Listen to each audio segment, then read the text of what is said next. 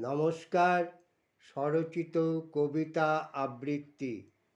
কবিতা প্রকৃতি ও মন, কুমুদ চক্রবর্তী।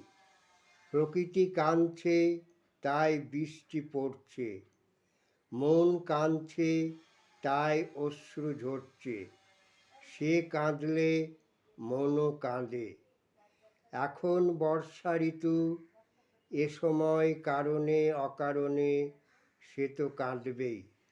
তা বলে মনও, বৃষ্টি হয় বলে সৃষ্টি হয় সোনার ফসল। অপরূপা হয়ে ওঠে সে, ভাটিয়ালি গান গেয়ে মাঝি নাও ভাসায় অকুল দরিয়ায়।